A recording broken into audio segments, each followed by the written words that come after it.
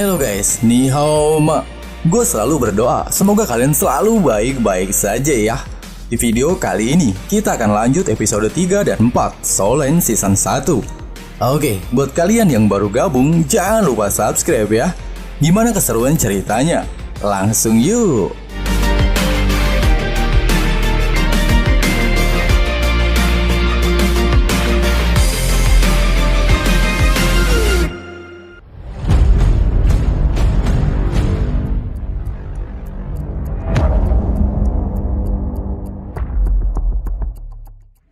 Di episode sebelumnya, kita sudah mengetahui bahwa Tang San memiliki Martial Soul ganda, yaitu rumput biru perak dan Clear Sky Hammer atau palu Hao Tian.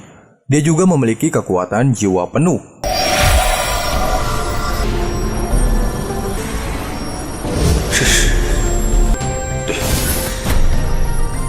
Mengetahui Tang San memiliki kekuatan jiwa penuh, kakek Jack pun menawarkan kepada Tang San untuk pergi ke Akademi Master yang ada di kota Noding. Tapi Tang San berkata, dia harus mendapatkan izin ayahnya terlebih dahulu. Akhirnya kakek Jack pun mengantarkan Tang San pulang ke rumahnya untuk berbicara kepada Tang Ho yang merupakan ayah Tang San mengenai Akademi Master. Tang Ho. Sesampainya di rumah Tang San, kakek Jack pun langsung memberitahu semuanya kepada Tang Ho dan meminta izinnya agar Tang San bisa pergi ke Akademi Master. Namun sayangnya Tang Ho yang mengetahui Tang San memiliki kemampuan roh rumput biru perak tidak mengizinkan putranya untuk pergi ke Akademi. Ucapannya itu langsung membuat kakek Jack murka. Tang Ho. Dengan perdebatan singkat, Tang Ho tetap tidak mengizinkannya dan meminta kakek Jack untuk pergi dari rumahnya. Dengan berat hati, kakek Jack akhirnya menerima keputusan Tang Ho. Namun sebelum pergi, kakek Jack berkata, jika Tang Ho berubah pikiran, dia bisa pergi dan mencarinya sebelum waktu pendaftaran habis, yaitu selama 3 bulan. Sambil komat kamit, kakek Jack pun akhirnya pergi meninggalkan rumah Tang San. Setelah kakek Jack meninggalkan rumahnya, Tang Ho bertanya kepada Tang San, apakah dia benar-benar ingin menjadi seorang Master Roh. Namun untuk menjaga hati sang ayah, Tang San berkata bahwa dia lebih suka tinggal bersama ayahnya, menjadi seorang pandai besi dan selalu menyiapkan makanan untuk ayahnya. Tang Ho meminta Tang San untuk menunjukkan Martial Soul-nya. Ketika Tang Ho melihat Martial Soul rumput biru perak, Tang Ho seperti mengingat sesuatu. Dan dengan perasaan marah, dia meninggalkan Tang San untuk tidur. Kemudian, Tang San berkata bahwa dia mempunyai Martial Soul lainnya.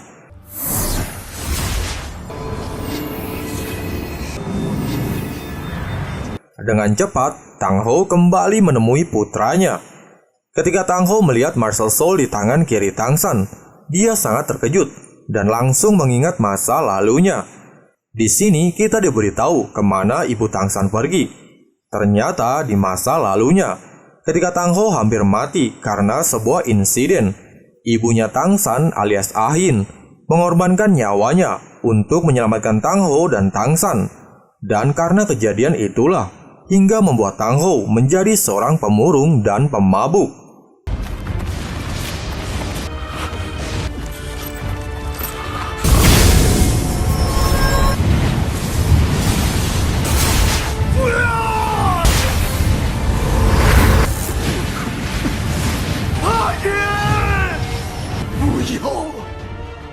Tang Ho yang mengetahui Tang San memiliki Martial Soul ganda dengan cepat langsung memeluknya.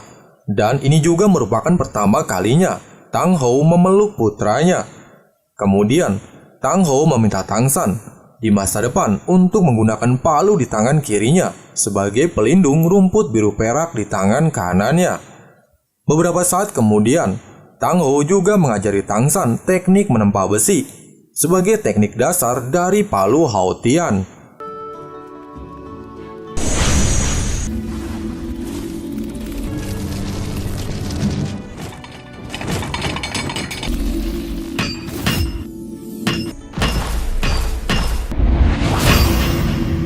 Beberapa hari berlalu, Tang San sedang menyiapkan bubur. Dia terkejut bahwa ayahnya tidak berada di rumah. Ternyata Tang Hou baru saja pergi menemui kakek Jack dan memberitahu kepadanya bahwa dia telah merubah keputusannya. Sesampainya di rumah, Tang Hou langsung meminta Tang San untuk mengemasi barang-barangnya karena besok pagi kakek Jack akan menjemputnya dan mengantarkannya ke Akademi Master Roh di kota Noding. Di sini, Tang Hou berpesan kepada Tang San untuk menyembunyikan Martial Soul palunya, tidak memberitahu siapapun bahwa dia memiliki Martial Soul ganda, dan tidak menambahkan satu cincin roh pun ke palunya.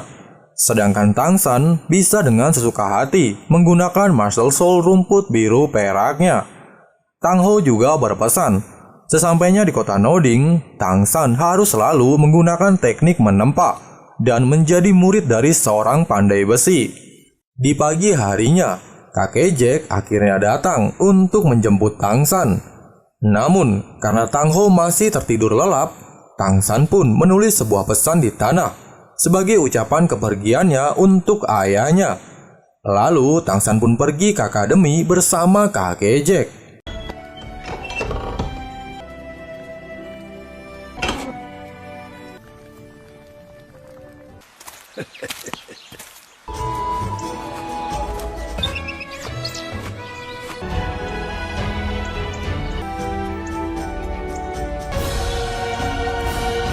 Singkat cerita, mereka sampai di depan gerbang akademi.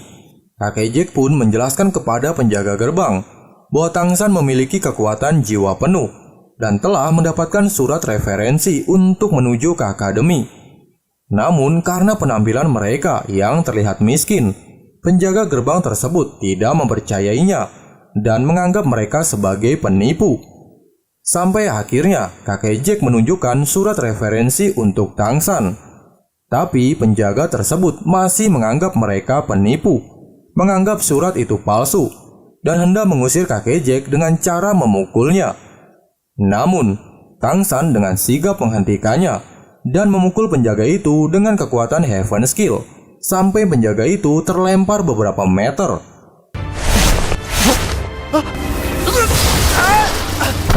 Saat Tang San akan menggunakan senjata rahasia, tiba-tiba seorang lelaki menghampiri mereka. Lelaki ini disebut sebagai Guru Agung atau Grandmaster. Grandmaster lalu meminta surat referensi Tang San kepada kakek Jack. Setelah melihatnya, Grandmaster membenarkan bahwa surat itu asli. Dengan sikap rendah diri, Grandmaster lalu meminta maaf atas kejadian yang kurang menyenangkan tersebut. Juga memberi peringatan kepada penjaga gerbang bahwa kejadian seperti ini tidak boleh terulang. Di sisi lain, seorang gadis dengan pakaian serba pink juga sedang menuju ke akademi yang sama dengan Tang San. Ya, tidak lain, dia adalah Xiao Wu. Kembali, kakek Jack pun berpamitan kepada Tang San dan akan menjemputnya setelah Tang San menyelesaikan semesternya. Grandmaster lalu membawa Tang San ke dalam akademi. Di tengah perjalanan, Grandmaster menjelaskan kepada Tang San bahwa dia bukan merupakan guru pengajar di akademi tersebut, melainkan adalah seorang guru bebas. Tapi Tang San meminta Grandmaster untuk mengajari dirinya agar bisa mengendalikan Martial Soul-nya. Dengan senang hati, Grandmaster menerima permintaannya. Melihat kemampuan dan kecerdasan Tang San serta kekuatan jiwa penuhnya, Grandmaster mengatakan bahwa Tang San adalah orang ketiga dari 100 tahun yang memiliki Martial Soul ganda. Dengan terkejut, Tang San mencoba menyembunyikannya. Namun, Grandmaster adalah seorang peneliti. Dalam penelitiannya, dari 100 kemampuan roh rumput biru perak, hanya 16 yang memiliki kekuatan jiwa penuh, dan itu hanya pada level 1. Sedangkan Tang San memiliki kekuatan jiwa penuh. Pada dasarnya, roh rumput biru perak tidak akan mampu melewati level 10, tetapi Tang San mampu melewatinya. Itulah yang membuat Grandmaster yakin bahwa Tang San memiliki Martial Soul ganda yang diwarisi dari orang tuanya, dan salah satunya adalah Martial Soul yang sangat kuat. Mendengarkan semua itu, Seketika Tangsan bersujud dan meminta Grandmaster menjadi gurunya. Akhirnya Grandmaster pun menerima Tangsan sebagai murid pertamanya, sekaligus murid pribadinya. Singkat cerita, Grandmaster mengantarkan Tangsan ke tempat pendaftaran dan akan kembali menemuinya setelah prosesnya selesai. Semua orang dibuat terkejut karena Tangsan memanggil Grandmaster dengan sebutan guru. Setelah itu, Tangsan ditunjukkan asrama tempat tinggalnya dan diberikan seragam akademi. Di depan pintu, Tangsan sempat mendengarkan bahwa Grandmaster disebut sebagai orang aneh karena sering memunculkan teori yang aneh. Salah satu teorinya adalah gabungan dari 10 martial soul yang di luar logika. Dia dihormati karena teman kepala sekolah. Namun, Tangsan tidak memperdulikannya dan menganggap Grandmaster adalah orang yang hebat.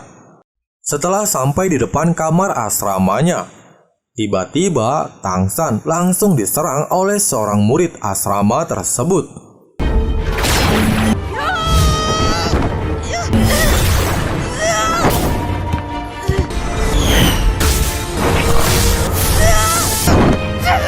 Dengan pertarungan singkat, Tangsan pun berhasil mengalahkannya.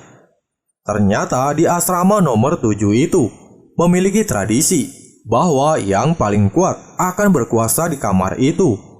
Karena Tangsan menang, jadi sekarang Tangsanlah bosnya. Tapi tidak lama, seorang gadis, ya tidak lain Xiaowu, juga telah tiba di kamar tersebut. Oke guys, semoga terhibur. Sampai ketemu lagi di episode selanjutnya.